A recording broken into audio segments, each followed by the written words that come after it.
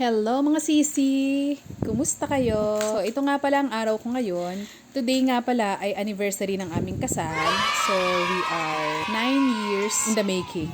In the making kasi gano'n naman talaga sa buhay mag-asawa. Laging in the making, may mga trial and error, may mga may encounter kayo ng mga problema, pagsubok, ganyan, tampuhan. Pero at the end of the day, kayo pa rin talaga ang magdadamayan sa hirap at sa ginhawa. Charot! So dito ko nga pala inumpisahan ang aking araw sa pamamagitan ng paglalaba ng stroller ng aming anak. Habang yung bata naman ay nasa loob lang, naglalaro, paikot-ikot lang sa aming bahay. At ito nga, sinipag-sipag ang mami sinyo. Hindi ko alam kung anong nakain ko. Tirang sinigang lang naman ang inalmusal ko kanina. But anyway, okay lang yan. Wala naman kasing ibang gagawa nito. Kasi wala naman kaming katulong or kasambahay. Alam nyo naman, pang budget meal lang talaga ang ating budget. Ano daw? At napansin ko nga na napakaganda ng araw, so napakaliwanag niyan. So sinipag-sipag na rin tayo, tinuloy na natin. At habang naglalaba nga ako ng basahan, nagpa-replenish na rin ako ng load wallet. Para mamaya ay supply na lang ng supply kasi baka mamaya raratratin na naman tayo para sa mga load wallet nila. Ang galing no, kahit nasa bahay kumikita ako. Gusto mo rin ba kumita? Message mo na ako para maturuan kita. Mga sisi ko dyan ha, lalo na yung mga kapwa ko nanay, huwag kayong papayag na timbahay lang kayo. Dapat timbahay na may income. Para naman pag uwi ng mga mister nyo, matuwa din naman sila sa inyo kasi nakakatulong din kayo kahit papano. So tanungin ko kayo, sino kaya ang may magandang buhay ngayong ganito kainit? Syempre yung mga isda. Baka gustuhin mo na rin maging isda dahil sa isda nakalangoy lang sa tubig.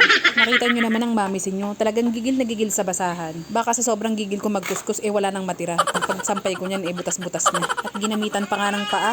Aba, wala nang pakialam kung may dumadaang sasakyan. Kahit ganito itsura ko, talagang tuwan-tuwa ako kasi makakapagpatuyo ako ng basahan. Nice. Tara na, isampay na natin para matuyo na yan. So pagpasok ko nga ng bahay, akala ko makakainom na ako ng tubig. Ay hindi pa pala dahil may nagpapaserox at nagpapaprint. Kaya sige, basta pagkakakitaan, tanggap lang ng tanggap. Nice. So dito nga pala mga sisi, so yung binili ng asawa ko na taho para kay Yoyo, sinalin ko muna para pakainin ko siya at inaantok-antok pa nga. At pagkatapos ko nga niyang pakainin, sinimulan ko ng aking duty. Nagsimula na nga akong magsampay. So meron nga pala akong tanong sa inyo. Naniniwala ba kayo sa forever? Ako may naniniwala talaga ako sa forever. May forever sa mga labahin at sa mga hugasin na plato.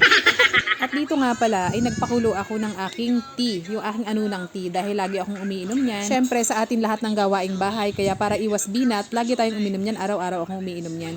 At dito nga pala sinimulan ko ng magluto para naman mapakain ko ang asawa ko bago siya umalis. At ngayon nga ay nasa school siya, sinusundo niya yung panganay naming anak. At dito nga pala ay nagdede-session muna yung aking bunso kasi mamaya maglalaro na yan. At dito nga pala ay nagsalang na ako ng pang-5 salang. O diba, ang daming salang. Dahil every 4 days kami maglaba para hindi sayang sa tubig. At dito nga pala napansin ko na yung valve namin na bagong pagawa ay sumisire or may nagtatagas na tubig. Kaya naman naisip ko na ipatawag yung gumawa nito para maayos. At dito nga pala ay nag-take na ng nap yung baby namin. Kaya naman ako dali-dali ako nagsampay ulit. Alam nyo na, hinahabol ko yung araw baka kasi tumakas.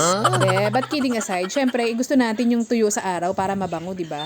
At habang nagsasampay ako, napansin ko nga na wala nang laman na coke yung aming ref. Kaya naman dali-dali ako naglagay. Dahil mamaya, tsak yan, sunod-sunod ang bibili dahil merong meeting de avance dito mamayang hapon. At tapos na nga magnap yung baby ko, so nagising na at gumapang-gapang na hinanap pala ako. So ayan, umiyak-iyak, kaya naman buhatin muna natin.